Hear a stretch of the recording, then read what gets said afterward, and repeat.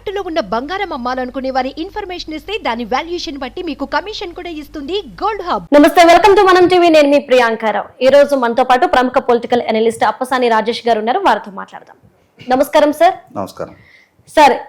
ఏపీలో జగన్మోహన్ రెడ్డి లండన్ వెళ్ళడానికి కోర్టు నుండి పర్మిషన్ తీసుకున్నారు. అయితే పర్మిషన్ తీసుకునేటప్పుడు ఇది కేవలం ఫ్యామిలీ ట్రిప్ అని మాత్రమే చెప్పారు. మరి ఈ నేపథ్యంలో విజయసాయి రెడ్డి కూడాను లండన్కి వెళ్ళారు. ఏంటి ఆ అక్రమాస్తుల కేసులో A1, A2 ఇద్దరు కూడా లండన్ వెళ్ళడాన్ని ఏ విధంగా చూడాలి? ఎందుకు అంటే ఇది ఎవరో చెప్పింది కాదు, స్వయాన ఫైర్ బ్రాండ్ అయిన త్రిబుల్ రఘురామకృష్ణరాజు ప్రెస్ మీట్ పెట్టి మరీ చెప్పారు ఈ మాట.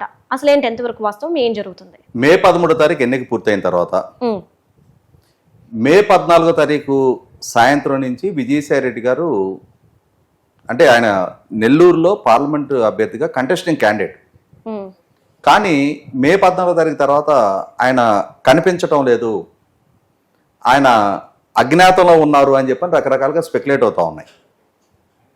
బహుశా కొన్నాళ్ళు ఈ రాజకీయాలు, ప్రచారాలు వీటిలో బిజీగా గడిపేస్తున్న నేపథ్యంలో కొంత బ్రేక్ తీసుకున్నారేమో, కొంత ఫ్యామిలీతో స్పెండ్ చేయడానికి ప్రైవేట్ టైం ఏర్పరచుకున్నారేమో అని చెప్పని అనుకున్నాను నేను కూడా.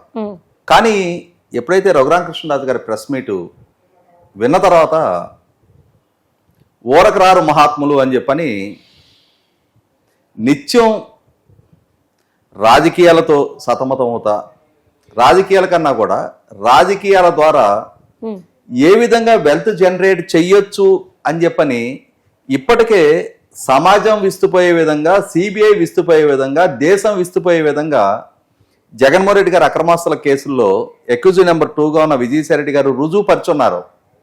ఎందుకన్నానంటే జగన్మోహన్ రెడ్డి గారి అక్రమాస్తుల కేసులో విజయసాయి రెడ్డి గారు అక్యూజ్డ్ నెంబర్ 2గా ఎందుకున్నారు?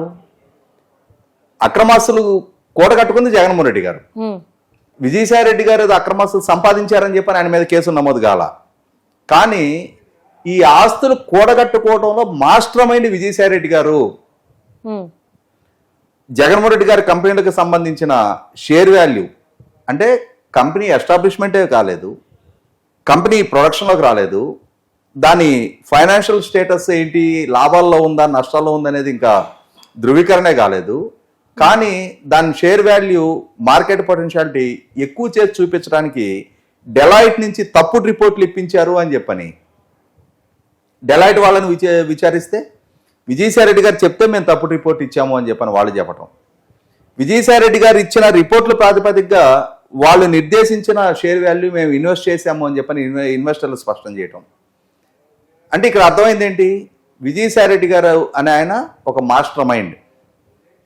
ఆ మాస్టర్ మైండ్ ఆయన ద్వారానే జగన్మోహన్ రెడ్డి గారికి ఇన్ని అక్రమాస్తులు జమపడ్డాయి అని చెప్పని సిబిఐ ధృవీకరించి నిర్ధారణ చేసి ఛార్జ్ షీట్లు ఫైల్ చేసి జగన్మోహన్ రెడ్డి గారితో పాటుగా అరెస్ట్ చేసి ఆయనతో పాటుగా జైలు మేట్గా, ఎందుకంటే మనకి క్లాస్మేట్లు ఉంటారు, బెంచ్ మేట్లు ఉంటారు, బట్ కానీ ఇక్కడ జైలు మేట్ జగన్మోహన్ రెడ్డి గారితో విజయసాయి రెడ్డి గారు.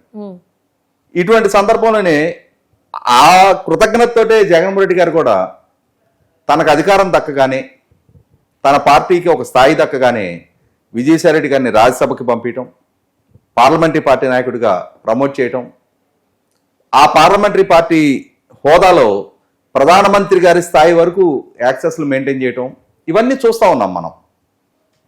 అంటే ఇక్కడ జగన్మోహన్ రెడ్డి గారి నీడ, శ్వాస విజయసాయి రెడ్డి గారు. వ్యక్తిగా జగన్మోహన్ రెడ్డి గారు ఆయన తీసుకునే ప్రతి ఆర్థిక పరమైన నిర్ణయాల వెనక మాస్టర్ మైండ్ విజయసాయి రెడ్డి గారిదే.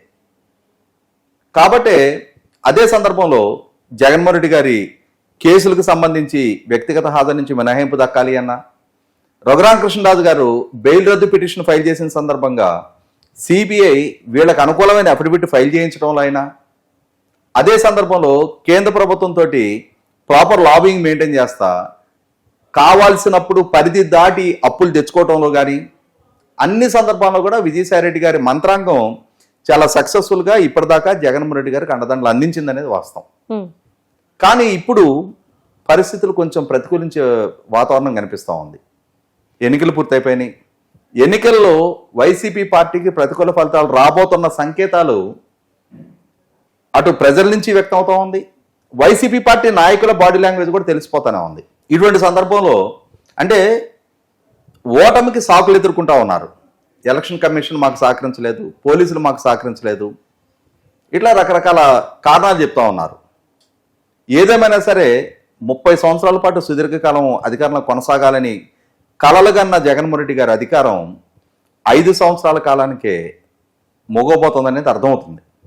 కాకుండా అధికారికంగా ధృవీకరణ కావడానికి రేపు జూన్ 4వ తారీఖు రోజు, ఎందుకంటే మనకు శంఖలో పోస్తే కానీ తీర్థం కాదంటారు కదా, అట్లాగే అధికారిక ధృవీకరణకి లెక్కింపు ప్రకటన అది అబీబీ బాకీ హై.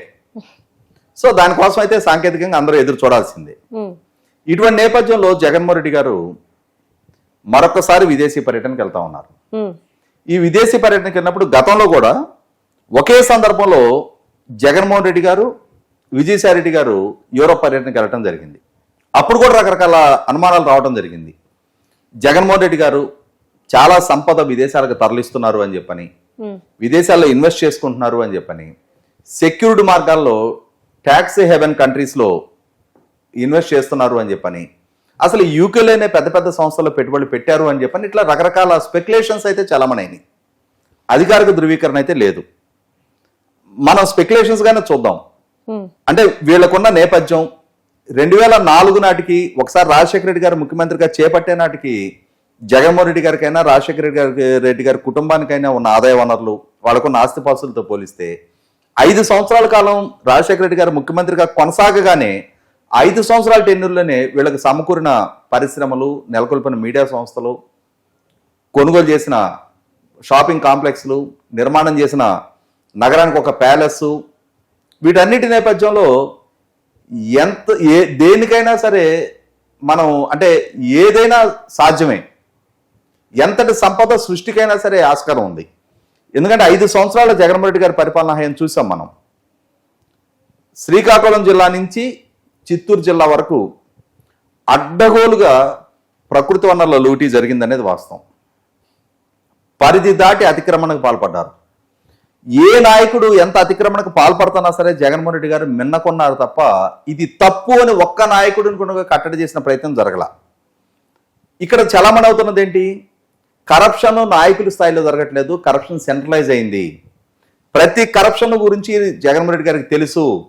ఆయన కనసల్లోనే ఈ అవినీతి భాగవతం జరుగుతూ ఉంది.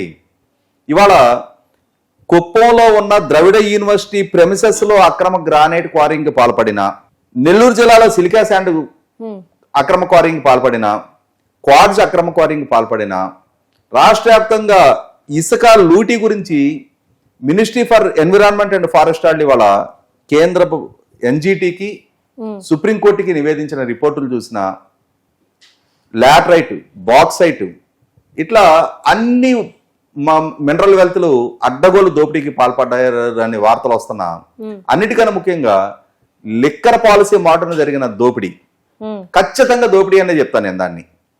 ఎందుకనంటే డిస్టిలరీస్ అధికార పార్టీ నాయకులవే, బ్రోవరేజెస్ కార్పొరేషన్ ద్వారా కొనుగోలు చేయించి ఇవాళ ప్రభుత్వ ఆధ్వర్యంలో జరిగిన మద్యం వ్యాపారంలో పారదర్శకత లేని విధానం, పూర్తి స్థాయి ఓన్లీ క్యాష్ ట్రాన్సాక్షన్స్ నడిపించిన విధానం, డిజిటల్ పేమెంట్స్ ని అసలు ఎంకరేజ్ చేయని పర్యవసానం చూస్తేనే ఈ పారదర్శకత లేని మద్యం పాలసీలో అడ్డగోలు దోపిడీ జరిగింది అని చెప్పని తేటతలం అవుతా ఉంది. ఇదే విజయసాయి రెడ్డి గారి ఆధ్వర్యంలో జరిగిన విశాఖపట్నం భూముల ఆక్రమణకు సంబంధించిన వచ్చే ఆరోపణల మీద కనీసం ప్రభుత్వం వైపు నుంచి వివరణ లేదు, విజయసాయి రెడ్డి గారి వైపు నుంచి కనీసం మాత్రపు పశ్చాత్తాపం వ్యక్తం చేసిన తీరు కూడా ఎక్కడ చూడలేం మనం. ఇటువంటి నేపథ్యంలో ఈరోజు నేను ఇందాక ముందే చెప్పినట్టుగా ఊరకరారు మహాత్ములు అన్నట్టుగా జగన్మోహన్ రెడ్డి గారు, విజయసాయి రెడ్డి గారు ఇరువురు కలిసి కూడబలుక్కొని ఒకేసారి విదేశీ పర్యటనకి ఒకే ప్రాంతానికి వెళ్ళారు అని అంటే దీపం ఉండగానే ఇల్లు చక్కబెట్టుకునే ప్రయత్నాలు జరుగుతున్నట్టుగానే భావించాలి మనం. Okay, thank you so much sir.